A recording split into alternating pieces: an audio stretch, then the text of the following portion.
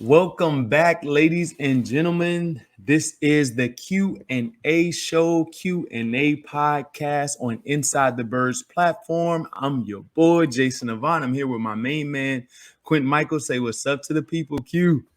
What's up, everybody? Always, It's always always a good good. time, man.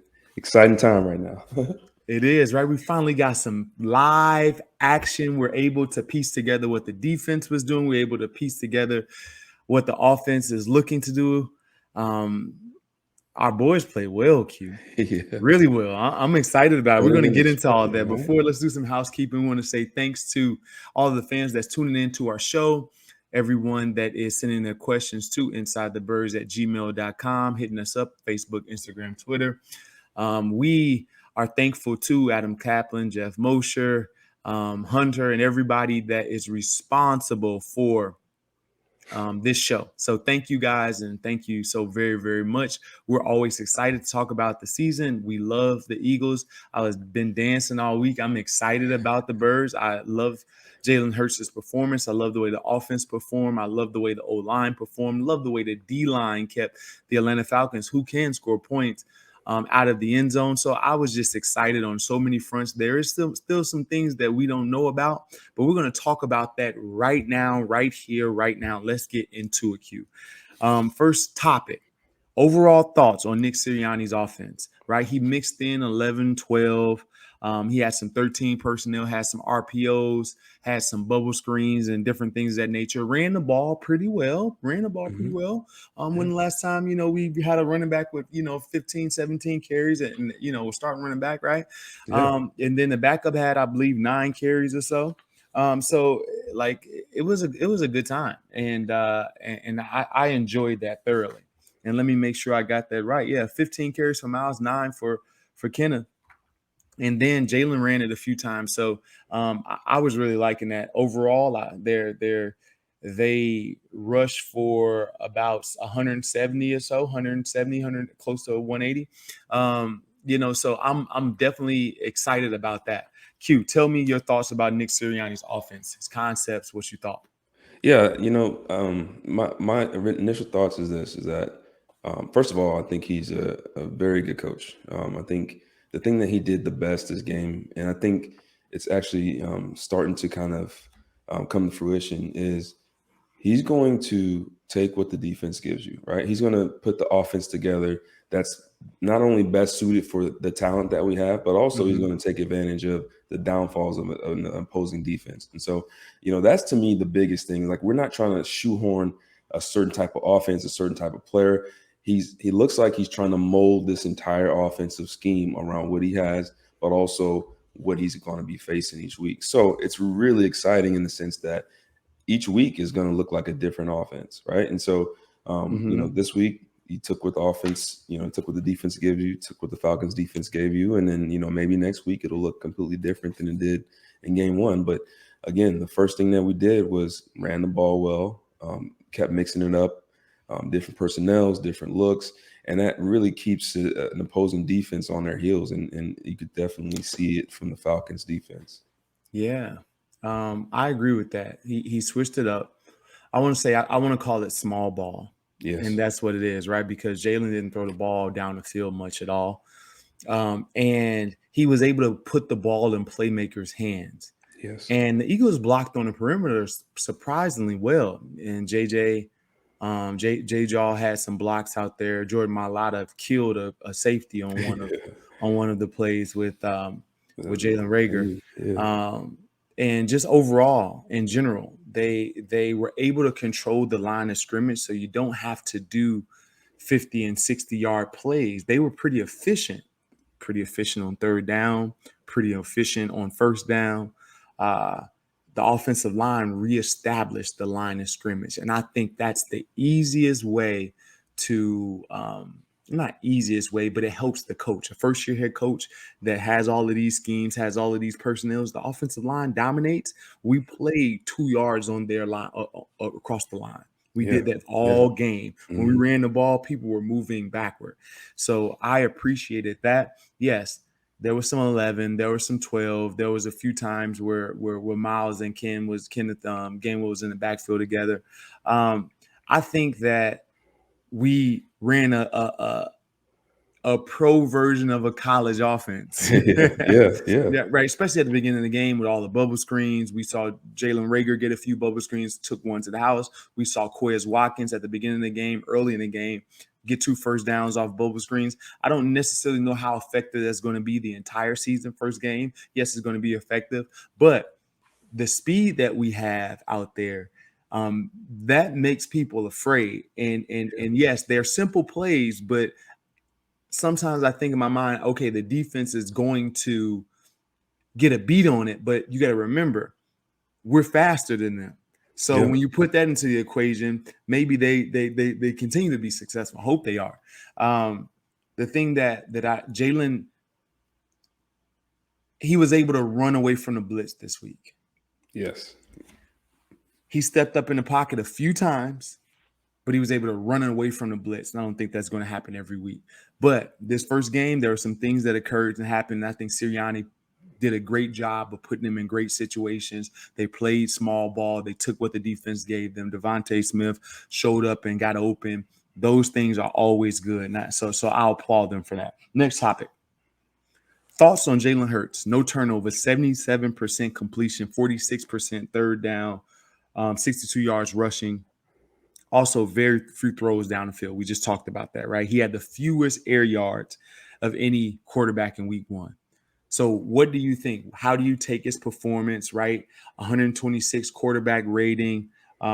He balled. He had 264. He threw it 35 times, had 3 touchdowns. What do you think? Yeah, I mean, I think he played within the game. I think that obviously, throwing the ball down the field was not in the game plan this week. I do think against this Falcons team, we probably could have pushed the ball down the field and had some success. But also, I think he did a good job just staying within the game. And I don't mean that to sound like he's a game manager. It wasn't a game manager type of game, but he played within the system and he made the throws that he was supposed to make, and he didn't make any mistakes. And that was the biggest thing that we wanted to see, especially early on. That's something that we were hoping to see a little bit more of in the preseason, but now it's the real bullets right now. So I'm actually very pleased with his performance for game 1. It's only going to get tougher from here on out, but I thought it was a phenomenal performance from him. All those stats are stats that you expect from top tier quarterbacks, and Yeah. so I'm very happy with that. We talked on the Inside the Birds Sunday pregame show about his completion percentage and how it's 64 against in a clean pocket, and how it drops all the way down to 20. No, what was it? 36%. Somewhere in that range. It was low. Maybe it was 29%. It was 29 because Baker Mayfield was 36%. So it was like 29% against the blitz. And when you consider this step in the right direction, 77%, completions, and that's blitz, no blitz, that's everything combined, right? So I think that's a step in the right direction. I also like the fact that he was getting the ball out on time. Mostly when he had to scramble in the pocket and run away from the blitz, he had to throw it a little bit late. But what makes an offense go is not always the down the field throws. It's about when the receivers get the football. If they're getting the football in rhythm, when the play is designed to, when the blocks are timing up, you're going to see run after the catch. And we saw a lot of running after the catch this game. And that's something that we haven't seen in years past. But we saw guys score touchdowns after the catch. We seen guys get big gainers after the catch. We seen Miles Sanders on the screen, or a couple little to the flat because the ball was out and on time. That right there that's not game managing. That's playing the quarterback position the right way, getting the guy the ball on time. You give him on time, you get a step on the defense, you get a chance to break a tackle, you get a chance to put an arm out there for a stiff arm. When it's late, you don't have time to do any of that stuff. So let's give him a lot of credit. I know he didn't throw the ball down the field. That's okay. He managed the game the way the quarterback, the way Sirianni wanted him to manage the game, but also he did it at a high level, getting the ball out on time most of the time.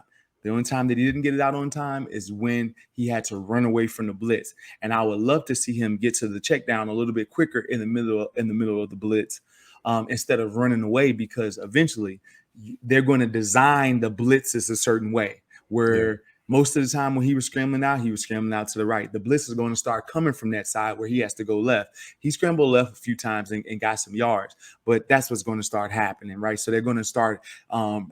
It's going to be a design rush to make him go one way or the other. Yeah.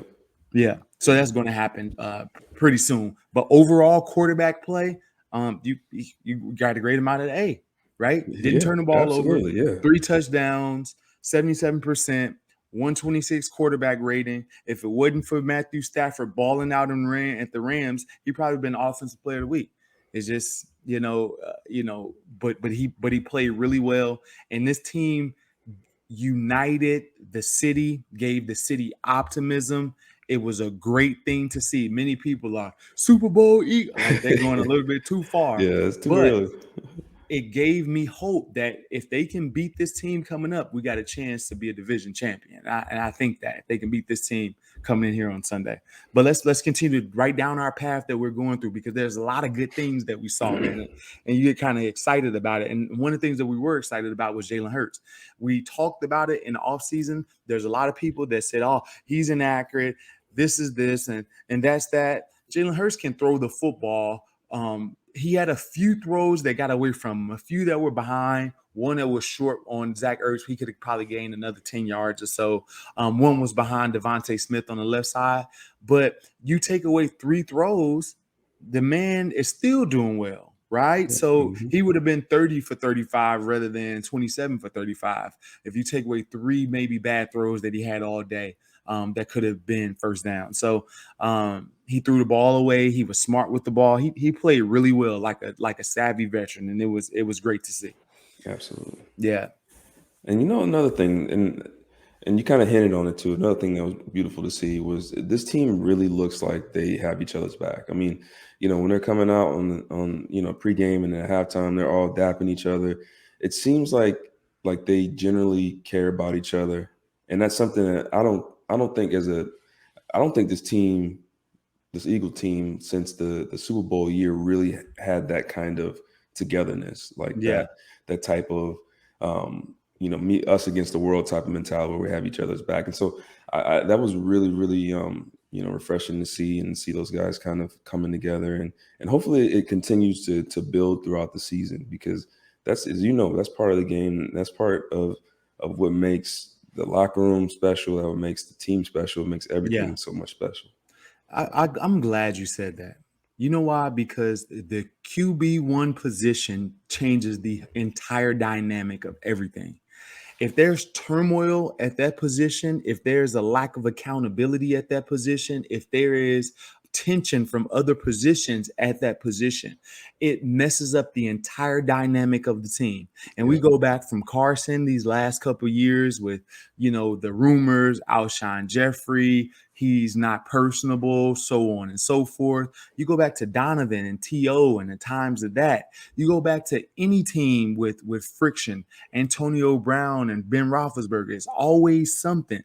But the teams that respect QB1 and is being held accountable, it seems like they get along, Yeah. because there's a pecking order. The coaches can coach QB1 hard, the quarterback hard, and now everybody else can respect it and fall in line after that. And the quarterback is a likable person, Yeah. right? He's Mhm. a likable dude that knows how to go across the aisle and be able to communicate and have conversation with everyone. Whether it's a coach and dapping up Nick Sirianni with the clap, you know what I mean, a handshake, or if it's going over and talk to offensive lineman Jason Kelsey and Jason having ultimate respect for him. That's a hard thing to do, to get Jason Kelsey to respect you. Yeah. It's a hard thing to do. It's not easy. Jason Yeah. Kelsey is a smart dude, and he knows what he's talking about when he's making protections. I've never seen anything like it. I've Yeah. never seen anything like it.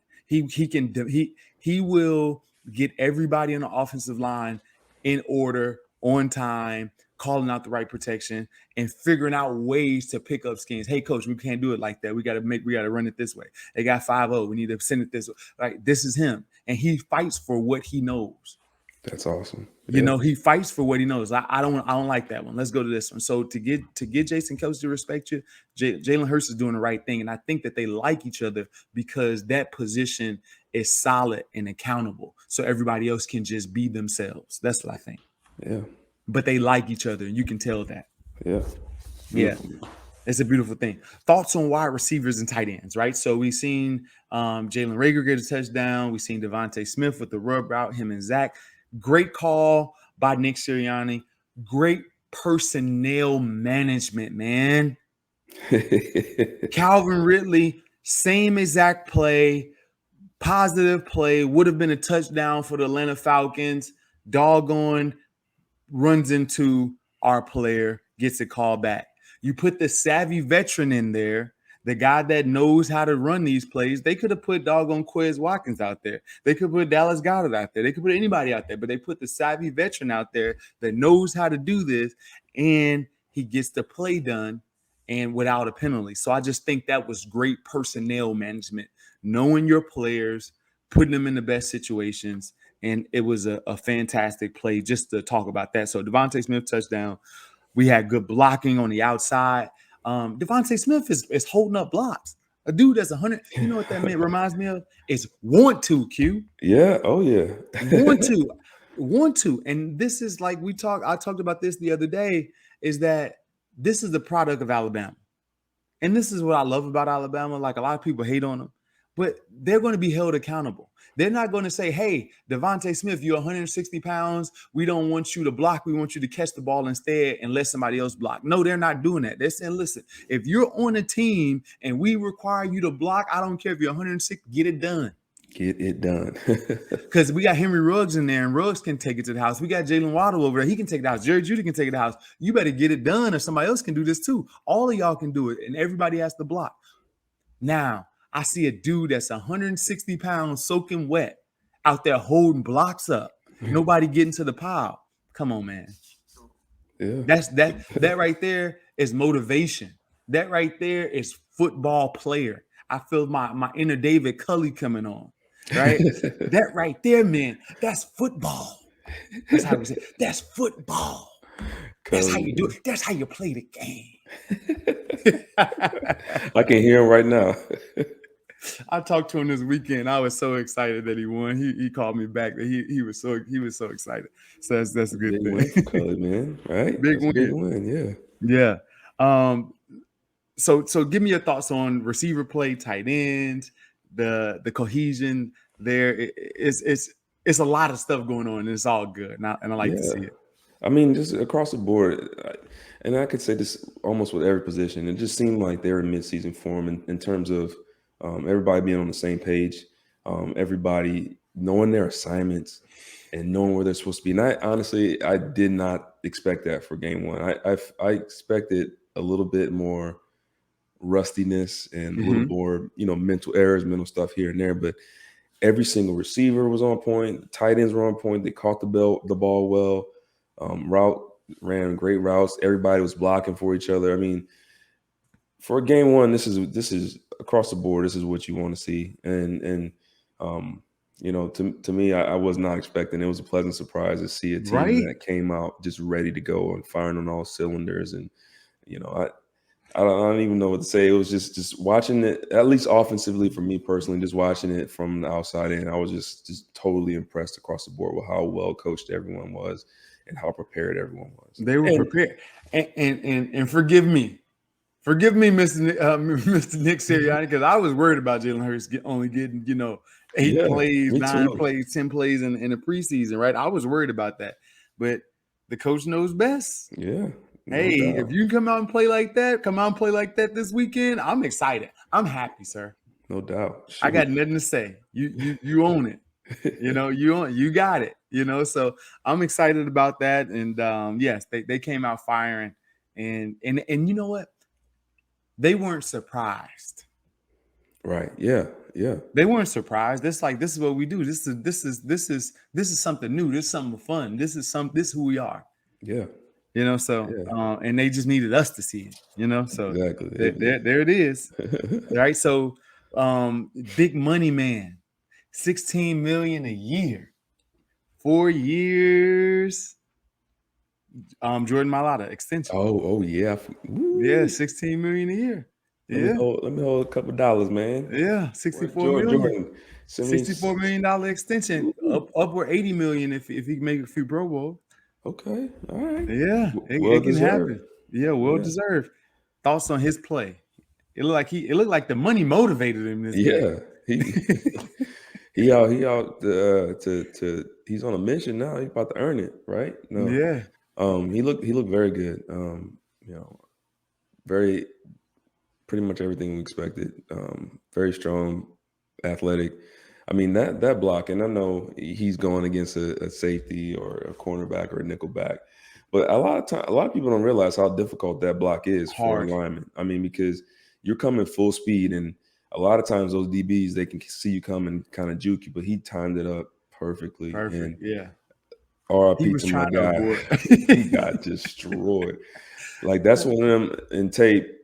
That's the safety coach or the DB coach gonna rewind it like 18 times while everybody else is sitting there watching. Like, you sure you didn't see this big 6'6", Yeah, 350 300 pounds. pound dude running at you full speed? No, that was a Son, beautiful block though, you got to man. make him miss. You got Rewind to. it back, son. You got to make him miss. Oh my god, that's so he's gonna be on that on Jordan's highlight reel for the rest of his life. It you can never erase the film. It's gonna be there forever, right? Yep, So, that but one no, right there. Jordan played great, man. They'll be on the top 100 players next season, right there. Oh yeah, I don't. I've never. I've now listen. I have a rule when I play football, right? Like sometimes you eat the bear, sometimes the bear eats you. Meaning, sometimes you might get a big hit, sometimes you might knock somebody out, and then sometimes you're gonna get ran over and all that. I have to say I don't remember a time that I've ever gotten hit by a lineman like that. I don't think that's ever You're too happened. athletic. I don't see those are the type of plays when guys get hit like that. You need to question if they need to be in the NFL. Yeah. Right? Listen, I'm just telling you, if somebody get hit like that, where you a safety and you coming down the box, and there's a 360-pound dude, 350-pound dude that gets a decleater on you, Yeah. and you can't spin out of it or shake them or something, you start questioning like, hey, this dude, I don't know if he can be in the NFL. You know, because it's very, very hard to get a block like that. Now you can get a cut block like that. Yeah. That can happen because the guy running, he rolling, he can, something can happen. But a decleater like that Mm-mm. usually shouldn't happen to an athletic dude like that. It shouldn't happen. I mean, So it was almost a D cleater, a D helmeter, a D shoulder pad. Like he almost knocked him out of everything he was wearing on that field. yeah, like you see that on the other D lineman, maybe a linebacker, lesser athletes. Usually the safeties and corners, it's harder. Like you need a receiver to get a safety or corner like that. That's somebody that can move with them. Yeah. Oh Very yeah. rarely can you see a big dude that's slower that get the shot like that. So me, I'm starting to question the guy that got hit and saying, hey, listen, I don't know, this one may not be for you, but I want to hang him up, man. no, don't listen to us, man. Keep going Nah, for real. until you But see nah, Mailata again. I think he gonna see him now. From now, if we play him again, he definitely gonna know where he's at. All right. There's a lot to unpack, right? We did have penalties. We ended up with I believe 14 of them. We had a lot of penalties. That's something that we got to get better at. But beside the penalties, we put ourselves in some pretty tough situations. We had 3rd and 20. We had a Mhm. couple other third really longs, and we still did really well on 3rd down. So you cut those penalties out, gives us a better chance. Uh, I think penalties, especially the first game, I kind of waive those because Yeah, there's so much adrenaline going. There's getting back to real games. Like these guys been holding all off season. right? Yeah. That's what people don't realize, right? So when you come back, right? So you've been fighting for a job, and there's no referees out there doing training camp, pretty much, right? And you're fighting for a position. You don't think we're gonna hold you? Yeah, we're gonna Yeah. hold you. DB's gonna grab your collar. They're gonna do everything, and swear it's not a penalty. So you got to get adjusted to being officiated again. And these guys didn't play in a preseason, so yes, they got to get adjusted to playing in a regular season game. I mean, so a lot of penalties the first game. As long as they're decreasing over the season, I'm good. First Yeah. game, I assume a lot of penalties just because these guys hadn't played and they've been, disobeying the law this whole offseason, right? So they got arrested, right? So they're going to Yeah. learn from it, and they're not going to get arrested for the same crime next week. They're going to get arrested, but they won't get arrested for the same crime. Yeah. What's your thoughts on that, right? Yeah, I'm the same way, man. Penalties, especially, and honestly, it's going to be the same. I think it's going to be the same every single year. That game one is always most teams. I would say 80 to 85. Pushing 90% of the NFL teams in the NFL. Their first game is probably their most penalized game out of all their games, and so it's part of. A lot of it is part of the preseason thing too, but another part too is the refs they're trying to get all those flags out Facts. early to start training guys like, hey, we're gonna call true. this, we're gonna call that. So I think it's kind of a first game thing for the refs and a first game thing for the players too. So I think naturally it better decrease as we progress through the season. Yeah. So for the fans out there, so every offseason there is new. Like, it's not new calls, but there are points of emphasis, right? So if there's the guys that are getting away with pass interference, they're going to try to make a point of emphasis on pass interference, and they let you know that we're going to call this at a higher rate. Or if it's hitting a quarterback, illegal hits or whatever it is, right? So personal fouls, they make a point of emphasis, and they try their best the first couple games to call as many as possible so they can kind of scare you away from doing those. But by the middle of the season, end of season, it doesn't matter. They went back to normal, and it happens every year, right? So your points of emphasis, I remember a few years ago when Nicole Roby, when Roby Coleman got the pass interference in the Saints game with the Rams, and the next year. You remember all the penalties that were being called in offensive and defense. It was all. I was like, "What in the world is going on out here?" To the point where guys were they couldn't do anything on offense, right? Everything was offensive pass interference, right? So and then it went away, and they had to readjust the rule again. So that type of stuff happens during the offseason. That's one of those where they say the poop rolls downhill, right? Somebody messed up in that game, and then they got it from the commissioner and all the owners, and they got on the refs about it, and so they came into the next season and they just kept cracking down on the DBs and receivers, and then it always goes back to it, like you said. It always goes back to it. It's always gonna go back in our favor too. It always goes back in offense favor because they want to see points scored. They want to see points scored. I don't agree with it. I like for offenses to earn it. Like Brady said a few weeks ago, if a defense is getting penalized for offensive mistakes, meaning that if a guy doesn't pick up a blitz, the quarterback doesn't recognize the mic, and they got a free runner, and the guy tags the quarterback, he's getting a penalty for it. And the quarterback was the one that was the bonehead. He made the mistake, right? So why should the defense have to pay for that? Somebody missing the protection. So can I get that? Can you send that quote to me? I agree with that. I agree with that. I hate you guys. Is that a real quote though? Yeah, you gotta see Brady. Brady breaks it down, and it was absolutely glorious. I have been waiting for an offensive player for Brady years. did it. He broke it down for like 10 minutes. It was glorious. Yeah, it was great. Wow. Yeah, it was really great. And we're going to transition into defense. And before we can transition into defense, support for the Q&A show is brought to you by Manscaped, who is the best in below the waist grooming, the champions of the world when it comes to grooming below the waist. Manscaped offers a precision engineered tool for your family jewels. Manscaped just launched their fourth generation, the 4.0 trimmer, the Lawnmower 4.0. And your boy got a chance to use it. When I say it is out of this world, it is. Manscaped just launched the fourth generation trimmer, the Lawnmower 4.0. You heard that right, 4.0. Join over 2 million men worldwide trusted.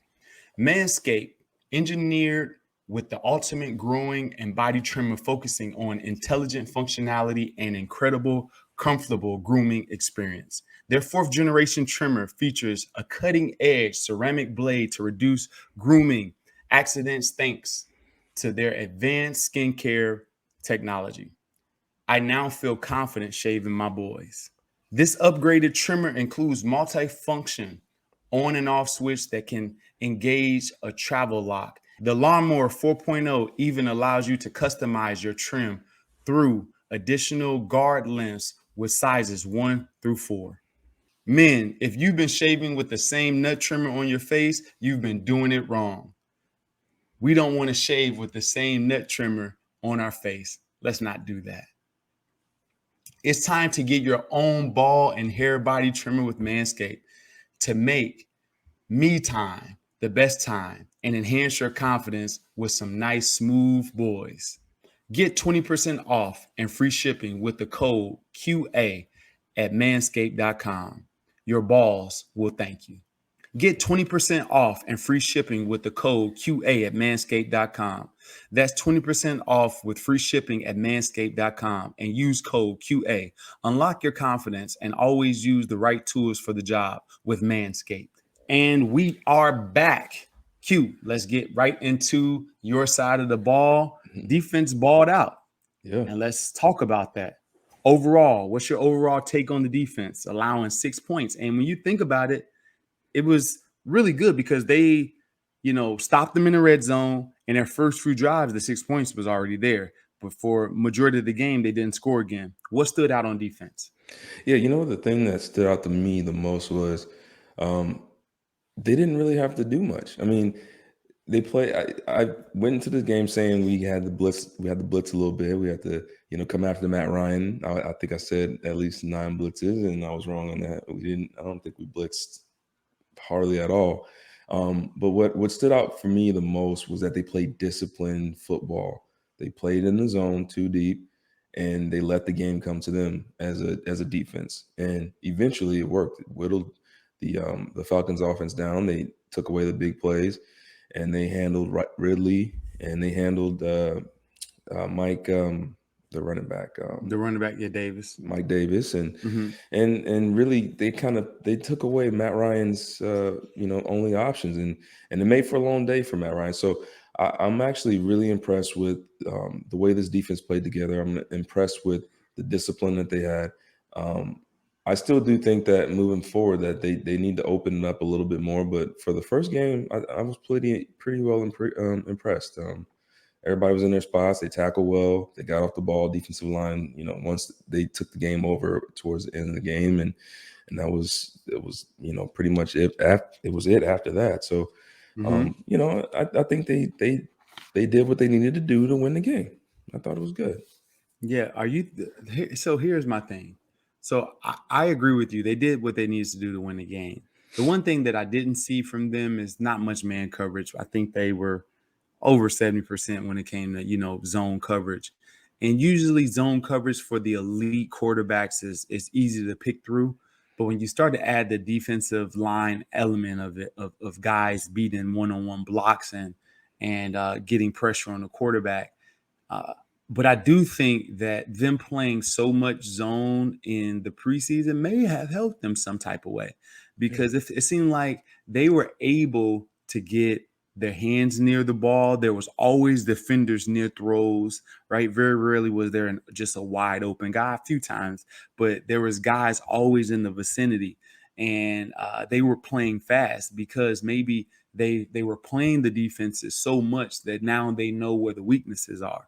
And I remember the Steelers, because the Steelers would play the same coverages over and over. Now they blitz in so many different ways with Dick LeBeau, but they got so used to playing the defense that they were really, really good at it, and they can anticipate when you were trying to attack their weakness in that defense, and they would overcompensate for it and have a guy in that area some type of way, whether it's Palomalu crossing field to get back to it, or Ryan Clark picking the side of the receiver over the tight end up the seam, whatever it may be. They figured out a way, and maybe this is what they're building, like a defense that is sound zone defense, maybe like the Legion of Boom, and play man coverage when it's only necessary and needed. I think it can be effective with D line play that's playing outstanding. But at some point you're gonna have to play man, and we'll see who holds up when that time comes. But I give Jonathan Gannon an A. You got to give him an A+ because the Falcons scored 6 points. It was in the first quarter. After that, there was nothing else to be had, and so you got to give him credit for that. Yeah, and you're up. Why take the chance of not understand that? Why take the chance throwing some blitzes in there just to throw them in there and have practice? And if what you're doing is working, then by all means continue to do it. And I just don't think, like you said, I don't think long term it's going to be effective each week, especially this week coming up. I think we'll talk about that in a little bit, but our next opponent is, you're not going to be able to just sit in the zone all day. So hopefully we'll continue to see layers and layers and layers added to this defense, which I think eventually will come. But again, like you said, I mean, you got to give them an A. I mean, it was a phenomenal start to the season for the defense. I was proud. I was proud. You was proud of it? Yeah, there we go. I was proud to see it. So. There we go. All right. So there are a few other things, right? I don't think that they were shredded. What's that? 124. The Falcons had 124 yards rushing. Now, a few of them was Cordell Patterson on some gadget type plays, and he's a beast. He's a big running back. Oh my God. Right? He's a beast to tackle. I remember, trying to tackle him, on special teams, and I'm like, this dude is he's like, what, unbelievable. 6'4"? He's like 6'3", 6'4", and he runs hard. He runs like a running back. And he had 7.7 yards a carry. Mike Davis only had 3 yards a carry, right? So for 15 carries, they were trying to establish the run with him, and they started off well, but they kind of contained him. But 124 yards on 4.8 yards a carry is still too much, right? Overall as a team. So do you think we were shredded in the run game, or what do you think about that? No, I wouldn't say shredded. Obviously, you want to have those numbers down quite a bit. 4.8 is high. Yeah. But they get paid too on that side of the ball. Especially if you're forcing the issue, and like you said, you throw some gadget plays in there with Carterell. But I wouldn't say shredded. Obviously, that number needs to come down. But I think for game one, it wasn't too bad. We got some guys getting out of lanes a little bit, and not holding contained in certain areas. But for the most part, I think those are all issues that could be corrected pretty quickly. It's not in my viewpoint, it's not like a huge gleaming issue, right? It's not like went out there and guys are just missing tackles left and right, or you got huge gaping holes where guys are getting the wrong gaps and letting them down the pipe too fast. So I think all the issues with the run game can be corrected very, very quickly. And I'm interested to see, because I don't want to get too far ahead of myself, but next week is going to be the real test in terms of the run game. And this is we'll know for sure if it's going to be an issue after next week. So yeah, with this defense and how much they've been in zone, and I don't foresee it being, I'm not saying that the 49ers can't rush on our team, but I don't think that it will be as bad as it would, like the way we would have thought going into this 49ers game or going into the Falcons game, where we didn't know. I think we have some idea, and I believe that they're going to play very, very hard versus the run against the 49ers. But that being said, pass rush, right? Hargrave got to the quarterback. Fletcher Cox, these guys are coming on strong. What do you think of their ability to rush the passer like late in the game. That third, fourth quarter, it seemed like they started to peel their ears back when they realized that the game was out of reach for the Falcons. They were able to get home. There was a lot of things that going on. The Jannard Avery and the Sam roll. A lot of mind-boggling things. What do you think of this? What's going on in Q's mind from a Yeah. defensive player, defensive coach, its perspective? Yeah, I didn't see Kerrigan. I was a little bit surprised by that. Yeah, And we did see Avery in the Sam role. But pass rush, I mean, that's exactly what you want. I mean, if you don't have to manufacture pass rush with your blitz schemes, and you're able to stop the run early and force a team into the situation where they have to pass, meaning now that's a complete team deal, right? That means that you're scoring on offense and you have a offense. lead, and you stop the run early on defense, and now it's time to eat, right? So it's a total team accomplishment to get to the third and fourth quarter, and now your defensive line can just pin their ears back, and that's what we saw. And when if you don't have to, if you can just sit back in the zone and let Hargrave and Fletcher and Sweat and those guys just cut loose, I mean that's exactly what you want. I mean, as a Yeah, defensive coordinator, because now you don't have to take any chances. Now you can just sit back. And it hasn't always worked that way here. I mean, we had Schwartz where, he loved to do that, just send four. But we weren't always playing with a lead like that. So it's yeah, nice to see it actually come to fruition where it started off with the whole team kind of working together to achieve getting up a lead, a nice sizable lead. And now those front four can just pin their ears back. And now you don't have to blitz. So you know, God forbid, if we can get up on a team like that every week and just play discipline in the secondary and let the front four get after it. Oh, well, God willing, we can do it. yeah. The here's the difference, Q, to me, between the shorts defenses and people are not going to like this. When I say Shorts was playing with then below, he was playing with below average Yes. in the secondary. He's Oh, playing yeah. with below average, so it doesn't matter how great your D line literally has to get to the quarterback in 2 seconds Mm-hmm. in order for the team to have a chance. But if it's 3 seconds, it's a completion. If it's 4 seconds, it's a deep completion or whatever it is, right? So the D line had to be all in all. They had to be perfect. They had to be right. Now you bring in Steven Nelson, who's really good versus in zone. You get Yeah. Darius Slay that has wonderful feet. It's going to be pretty good in zone.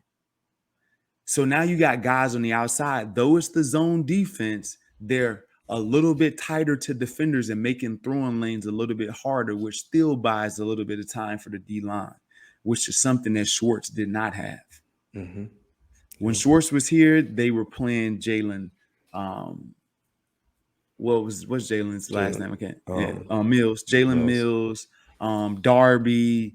You had a revolving door at the other corner for half the time. We had guys named Shandon Sullivan over there. We had Strap over there. We had a million people over there, right? So, but when you start to upgrade your corners, you get a Steven Nelson who's a solid pro. You get a Pro Bowler in Darius Slay, and now you're in business on the outside, and you can grant a little bit more time for the D line. So it kind of works both ways. Yes, the D line is the most important, but if you can gain an extra half a second because of good coverage, the D line would be greatly appreciative Oh of that. yeah. And that helps as well. Jannard, I don't know. We were thinking about Kerrigan at the Sam. We seen Avery. What do we think? I don't.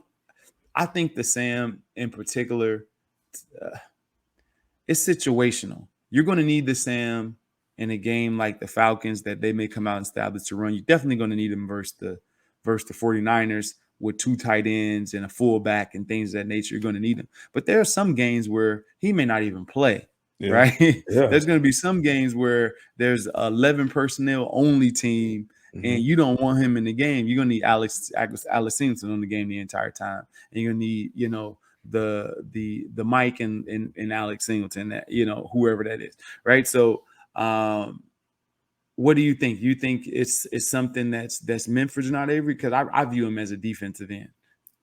Yeah. I don't know if he's I agree with you on that. I think it's going to be situational. I think Avery's, phenomenal talent. Very athletic. I don't see him playing every game at Sam this year. I Yeah, just, athletically, he's just not exactly what you're looking for in certain teams and certain schemes. But certainly, game one, certainly game two, I think he'll be out there.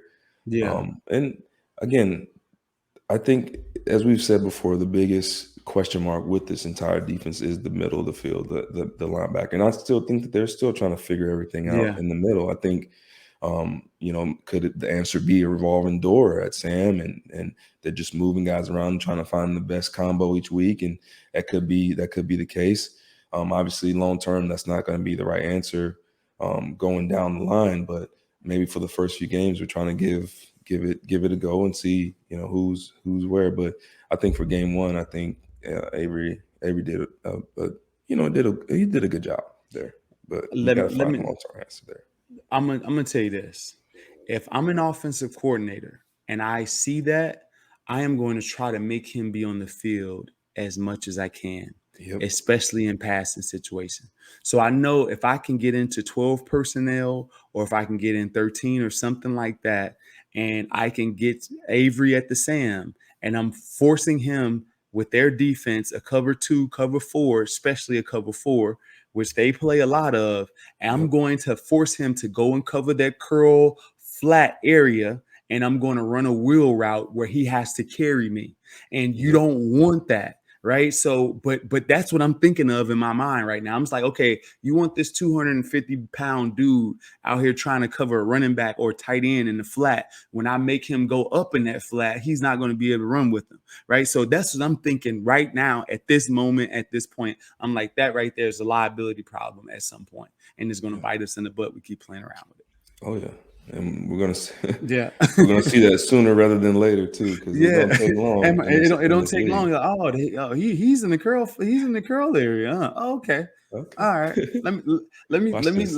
yeah. Watch this. Let me send this backside X on his post, and he gonna take one and two, and it's just the Sam, Yep. on front side. Yeah, and it's just the Sam out there covering. Let's see. Let's see Hmm. how that happens.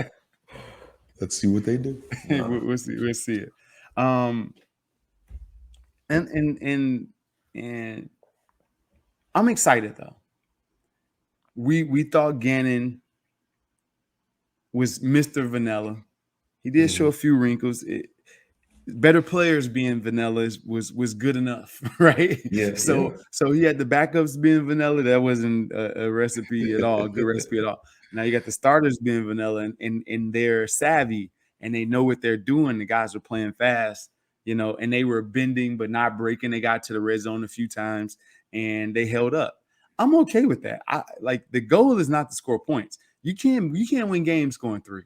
You can't. You can kick five field every time I kick a field. Every time we kick a field goal, I just think, man, we're gonna lose this game. We keep four field goals, five field goals, we're gonna lose. Yeah. Yeah, You five can, you field gotta goals. score touchdowns, Yeah, you man. gotta score touchdowns. Yeah, you lose. Yeah. Yeah, because that's it. We had five drives and end up with 15 points. They had two drives and end up with 14 points in the field. Like, That's yeah, it. that's it. Doesn't work like that. But that's the game wrapped up in a tight bow. My positives: DeVonta Smith, Jalen Hurts, Jalen Rager, Quez, the offensive line. Mm. The MVP of the game to me, not Jalen Hurts. That O line was moving Oh people. yeah, yeah, They were moving people, yeah, and you love to see it. We pray that they stay healthy, and our season is headed off in the right direction just because of those two position groups, O line and D line. yeah. We still got problems. Linebacker, offense is looking like They're offenses. looking like a problem, man. The Like, offense is looking a little good after number one, after game one, and yeah, and the guys were getting open too, like on tape. They were getting open, So he had places to throw the ball. yeah, So if it wasn't a blitz flushing him out the pocket, very rarely was he throwing the ball away when it was a clean pocket. That means guys are getting open. Yeah. and which is a good thing. So I'm excited. I'm looking forward to it. I'm looking forward to Po- it. Positive vibes. Week one may be over, but the season's just getting started at DraftKings Sportsbook, an official sports betting partner of the NFL. To kick off week two, DraftKings is giving all new customers a can't miss offer. Bet just $1 on any football game this week and receive $200 in free bets instantly, no matter what. That's right. DraftKings Sportsbooks is giving all new customers $200 in free bets instantly when they bet at least $1 on any football game. DraftKings is safe, reliable, and secure, making it easy for you to deposit and withdraw your money at your convenience. Download the DraftKings Sportsbook app now and use the promo code ITB to receive $200 in free bets when you place a $1 bet on any football game. That's promo code ITB to get your $200 in free bets instantly. This week at DraftKings Sportsbook, an official sports betting partner of the NFL. Must be 21 and older, Pennsylvania only. New customers only. Restrictions apply in partnership with Meadows Racetrack and Casino. See DraftKings.com/sportsbook for details. And if you have any gambling problems, call 1-800-GAMBLER. And we are back. Topic number 3. Next week's game. One of the better teams in the National Football League. They got Jimmy G back. They got a quarterback they drafted in top 5 with Trey Lance. We are looking at a legit football team coming in here. You got the best tight end, him and Kelsey, George Kittle in football. You got Debo, who went crazy this week with 183 yards, 180 something yards. You have so many other weapons on the team. You got Nick Bosa. Yep. You got IU at receiver. Ayuk at receiver. You got the best, maybe arguably the best middle linebacker in football in Fred Warner. Yep. Like, this is a legit football team. You got was it Eric Armstead there? You got D Ford that's there. You got Yeah.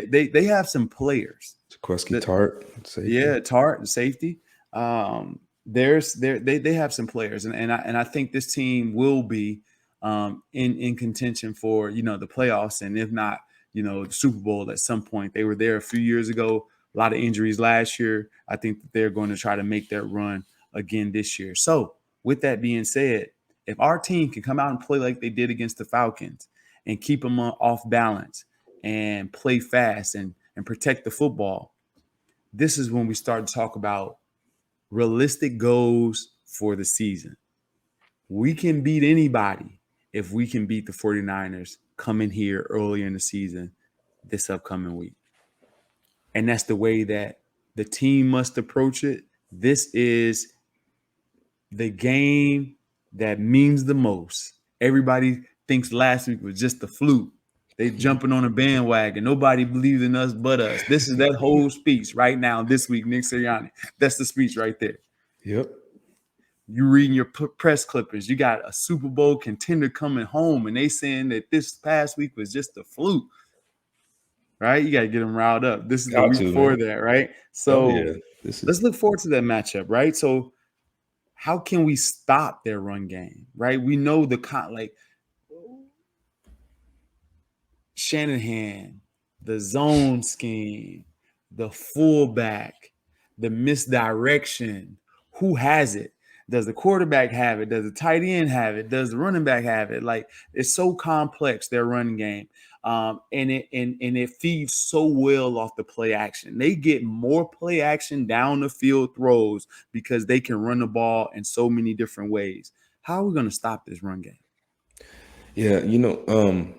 So I teams like this, and I played against Kyle Shanahan's offense multiple times, and each week going into playing a team like this or his type of offense, it's almost like you have to take, like in college, the mindset of playing an option team, and that's solely when you're playing an option team like a triple option or zone Mhm. read option team, is everyone has to do their job and everyone has to be in the place that they're supposed to be at the right time, meaning it's assignment football. If I have the pitch man, I have to be in my position to be ready to take the pitch man. If I have the quarterback, if the quarterback's coming down the line, if I'm a defensive end and my job is to take the quarterback, then I have to be there, right? If I'm the tackle and let's say in the zone read, if they're reading the tackle, I need to take the dive. So I'll say all that just to say that this offense is going to test everyone's ability to be disciplined and to be where you're supposed to be, because the second that you get out of your gap, the second that you're not where you're supposed to be, it's either going to be a handoff and they're going to hit the gap and get a 20, 30-yard gain, or it's going to be a play action pass and the ball is going to be behind you before you even know it. So what I'm looking for this week, I think the best way to defend against this team is, number one, penetration by the D-line. You have to get off the ball, use your hands, get off blocks, and get penetration, especially with these zone blocking schemes. The linebacking core has to be very disciplined and read your keys. You cannot be taking a false step coming up when you got a tight end releasing down the field behind you. Mm-hmm. And as a secondary, above all else, you cannot let a play action pass fool you and be stepping up and coming up on the run and it's a pass behind you. So I think if you do all those things and you play disciplined football and on defense and play disciplined and everyone does their job and not try to do anyone else's job, you can be successful against this team. Yeah. And it's not going to be perfect. They're going to be making mistakes, but you can't let one mistake kind of snowball into making other ones, right? If somebody gets out of a gap, that was just one play. Next play, guys, let's get back to it. I'm going to stay in my lane now. Don't worry about my job. I'll do my job, and then you do your job. Exactly. You made that sound so easy, but it isn't. The reason it isn't is because we're taught to be football players.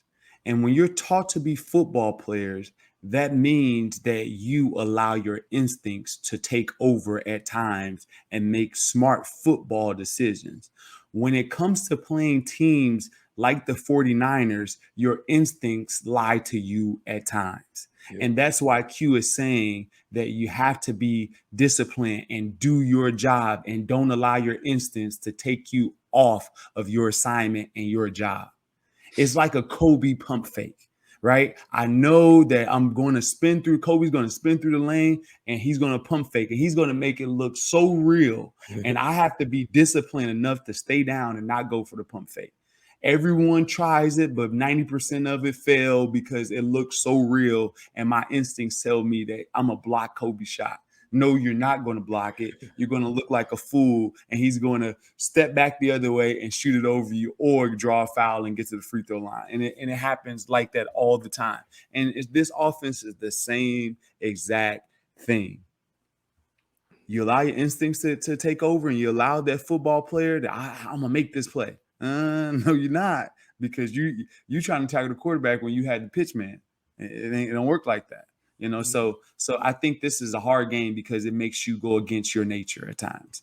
And usually when that occurs, it's usually a good offense.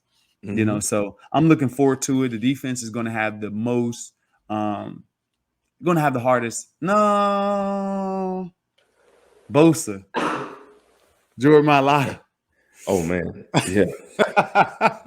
Armstead, listen to me. All right, so you get paid $64 million. You come off, have a monster game versus the Falcons, and then the next week you got Bosa. You can't make this up. This is better than Real Housewives. This is good stuff. This is our version of Keeping Up with the Kardashians. This is great stuff, man. This is our version of it, right? So you got this guy that got all this money that's fresh and new. He's the new savior of the left side. And now you got one of the best in football coming off the edge, who's hungry, who got hurt last year early in the season and is ready to go. And you know what? I'm going to line up on your side because it's a better shot getting open on you or getting off the ball on you than it is Lane Johnson. Ooh, yeah. Yeah. Eric Armstead, you go over there with Lane Johnson. Yeah. D4, you go over there with Lane Johnson. I want the dude that just started playing football 2 weeks ago. Yeah. What's he gonna do about it? Let me test the bank account out, man. Yeah, but you know what I would say this though, they did win last week, but the Lions put up They they came scored a back. lot of points. Yeah, they came back. I know, but Yeah, they put up what 30 something points, yeah, they put up points, but you got them 300 late yard game points. passer, Them huh? late game points too now. You Oh, know how when offense get desperate and they start playing 2 minute and they start coming back and on the, you know. But yes, they put up some points. they still did it though. It means it can be done. It Yeah, can be I done. get what you're saying. I Yeah. understand. They did take some chances that they probably wouldn't take, but let me ignorance is bliss. Let me just enjoy that. Let me enjoy. We we might offensively not have to worry about as much, Yeah. right? But no, they did get 3 sacks last week though. Yeah. Joey Well, got one. I think Armstead got one, and there was another. I forget. There was one more that got one. So you're right. It's gonna be a test. yeah, and we just talked about how Kyle Shanahan stresses the defense, right? Just a variety of different schemes with the run game, being able to hit the front side, backside, gap scheme, zone scheme, so many different things. You got the play action off of it that looks the same.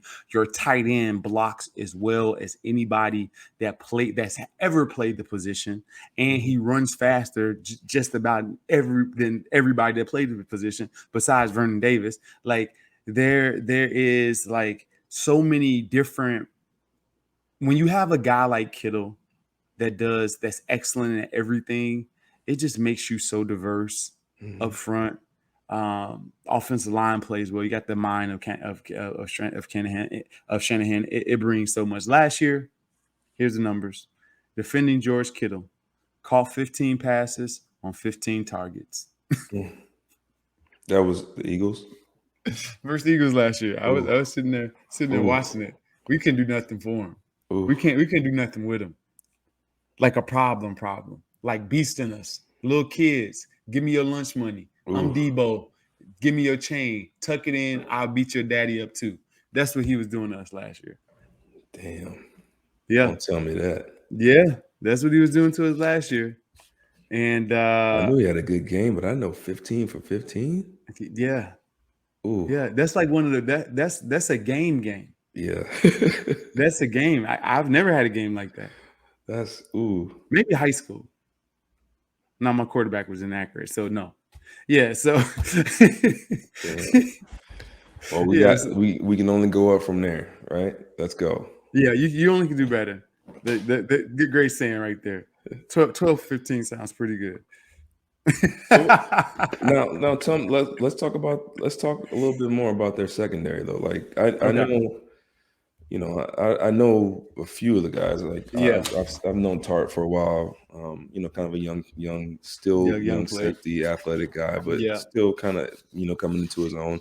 But other than Hmm. that, I don't really know much about their secondary. What do you think about their chances They in got the some new guys in there, right? So they had Jason Verrett there last year, right? When we were going against them. They had Richard Sherman last year. So Oh yeah. they got rid of those guys, right? Verrett was actually playing well for them, though he's had some injury history.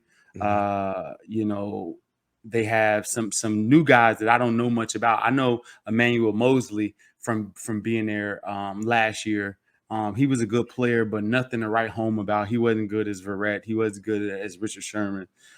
So you got relatively new guys. You got I can't even say his name, Damadia Lenore in there. Kwan Williams played nickel for them last year. He's like a safety, number 24. I don't know. That's the thing. Watching football right now is very, very hard for me because I'm seeing dudes last year that was number 24. Now they number 4. And Oh yeah, yeah, yeah, right. So it's very, very hard for me to watch the game right now because I'm seeing a bunch of stuff that I'm not used to with the new numbers and number 2 and 3. Seeing Steve yeah. Nelson with It's number hard. 3, it was just weird. Seeing an NFL game with those numbers, it was just hard for me to see. But you know, a lot of guys that they had last year that were playing a lot of football for them are not there, and they have a lot of guys that are unproven. Like I said, their best corner is going to be Emmanuel Mosley. Lenore, I don't know much about. Kwan Williams was a nickel for them. He's a more of a safety style, but he has played really well. I will say this: Jimmy Ward is Oh like that. yeah, Ward. I forgot about that. Jimmy Ward is like that, Yeah. and I like him. I like Jimmy Ward. because Jimmy Ward can play the nickel because he's fast enough to play the nickel. And he is that wild player that has a lot of instincts. He covers the tight end really well. He runs to the football full speed. He's going to be around the ball, and he causes havoc. Punches at the ball, does that. I really like Jimmy Ward. I think he's a really good player. The best player that Northern Illinois has ever had, I think. Right? Right. So and Tart is a hitter. Can't run, doesn't move really well, but he is a hitter. He's the classic, big safety, 4'6", 4'7" guy that'll knock your block off, but doesn't cover a bunch of ground, but he can't catch. He can't? Yeah, he can. Oh, he can't. Okay. He can. Yeah, he can make a play on the ball. He can make a play on the ball. He's not getting to a bunch of them, but if it's close to him, he can make it. Okay. So it's an unproven secondary. Like I said, Mosley's their best cover corner. Jimmy Ward is their best player in the secondary. Tart, solid player. Lenore, verdict still out. K'Wan Williams, number 24, formerly number 24. Solid nickel, more of a safety. Can't cover guys in the slot. I don't see him covering people well. Okay. So safe to say that the strength of their defense is their front seven. By far. Yes, yeah. By far. If we can get to the secondary, right, it'll be Dallas has a challenge with Jimmy Ward. That'll be a challenge. Mm-hmm. But if we can get to the secondary, we're good. Okay. We can get to secondary, we're good. I think our receivers can get open on the secondary pretty good. They got nobody that can cover DeVonta Smith. So game plan wise, how would you DeVonta Smith? Ooh, okay. DeVonta Smith.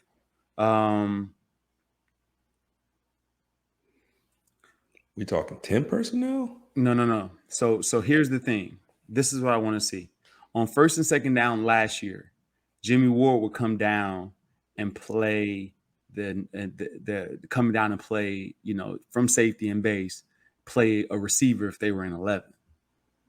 So I don't necessarily know how they're going to do that, if they're going to put K'Wan Williams there or Jimmy there. But if Jimmy's there and he got to stick Quez, that's a matchup that we want.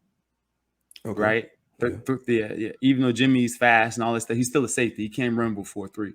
Yeah. Right? So I like that matchup. I like Goddard. Goddard, Jimmy's. I'm going to choose Goddard over that. But my main target is going to be Jalen Reagor and Jalen Reagor, Quez, and DeVonta Smith. I think our receivers have the easiest matchup out of everyone. Okay. Yeah. I like that. That sounds good to me. Shoot. In comparison, right? Because you still got Fred Warner. Miles, that's a wash. Yeah, Fred is a beast, man. So that's like a wash. Advantage them. Mm-hmm. Everywhere else is an advantage them. Like except for I don't know. When you got Nick Bosa, they got Javon Kinlaw too. Yeah, that's the other. Yeah. So this is a linebacker. Yeah. So Kinlaw.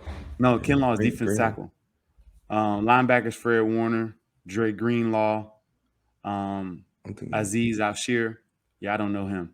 But yeah, so I think the easiest matchup for us is receiver play, and we'll see how it goes. Then tight end, running backs, it's going to be hard for us to get establish a run game this game. It's going to be hard. Okay. But we still got to stick with it, though. You got to run the ball. You got to attempt to. You got to attempt to run the ball. You got to run the ball at least 20 times. You got to. Every game, you got to try to. Fair enough. So that's why I am with that. Now, so the last few things before we end it, you got a former teammate there, DeMeco Ryan. Yeah, man. Isn't that crazy? That's crazy. He's defense coordinator now. That's awesome. Yeah, DeMeco. He can run it all. He can run a defense. He's definitely has the personality for it. Yeah. Definitely had the leadership for it too. Right. Mm-hmm. So, what do you think about DeMeco Ryan's being the DC?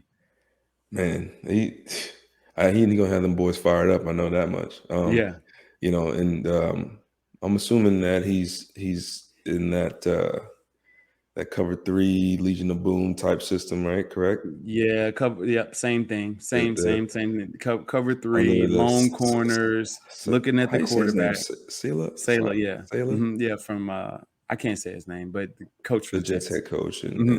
and so the cover 3 base, base cover 3. But Miko, first of all, as you said, great teammate, great player. Definitely gonna have them boys fired up, ready to go. Um, I think he's gonna do a fantastic job there. Just hopefully not this week. That's Just hopefully this week he just maybe we get the better of him this week. But no, I think long term, not long term, but I think this week it's gonna come down to I don't even know where I was going with no, O line, that. D I was line. blanking. I think it's going O line, Yeah, D line. That's it. That's the game. The O line, D line, because yeah, their strength is the D line. Our strength is the O line. Their strength is running the football and play action.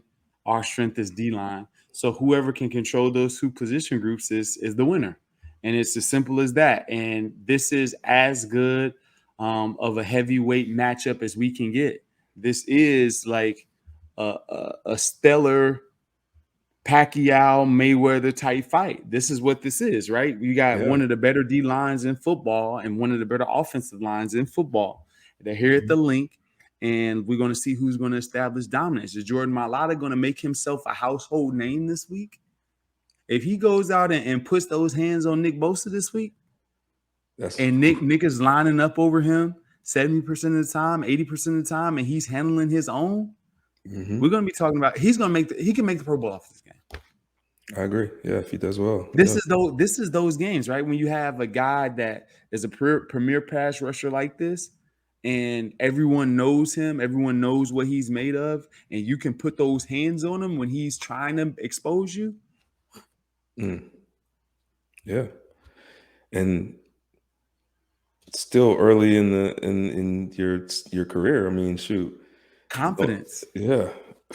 If he plays, I mean, the lights. I mean, it'll be lights out if he can play well in this game. Oh, I'm looking It's forward gonna to it be now, Q. We getting it going. that's a key battle I want to watch. I want to, obviously on the Niners offensive line, you got Trent Williams on the other side, and I want to see how. Yeah, I can't believe it feels like he's been in the league forever, He but he's has been still in the league playing at forever. such a high level. He's so strong. Yeah, Like he's powerful and strong. And yeah, yeah. we're about to see. We're gonna see. We're I gonna got see. It's We're gonna gonna be a see. We're test. gonna The see some trenches. sweat. We're gonna see some Barnett. We're gonna see some 55 out there. We're gonna see. Big Trent getting them paws on you. We're gonna see. Yeah, Woo. we'll see. So it's gonna be good. It's gonna be a But battle, man. I'm excited for this game. yeah, this is exciting. This is an exciting game, and this is a must-see television reality TV for our team. Their first big test of the year. If they Hmm. pass this test, this team will be on cloud nine, knowing that they can play with anybody. This is a very, very big confidence building game for our team. So let's root them on. Let's bring that energy to the link. Let's make this electric. Let's make it loud. Let's make them jump and have false starts. Let's do all of that. Let's come the ball, fans. Let's do that. Yes, This team sir. needs you this week. And Mhm. we're rooting on our birds, and let's hope they continue to play well. I'm impressed by their last week's performance, and I'm looking forward to this week's performance. That's going to do it for the Q&A show this week podcast. We want to say thank you to Inside the Birds YouTube channel, everyone that is responsible backstage, Jeff and Adam and Hunter and Greg and anybody else that's a part, Josh. We want to say thank you guys for giving us an opportunity. Thank you to the fans that's making this show a success. Make sure you email your questions to insidethebirds@gmail.com. We want to say thank you for all that you do. And from yours truly, thank you guys. Q always has the last word until I steal it back from him every show. Q, say good night to the people. It's all good, man. It's always been fun, man. I love talking ball with you. I'm excited for where this team is headed. And excited for this barometer test and seeing what the future holds, man. So as always, it's been great talking with you. Good night, everybody. Good night. Peace.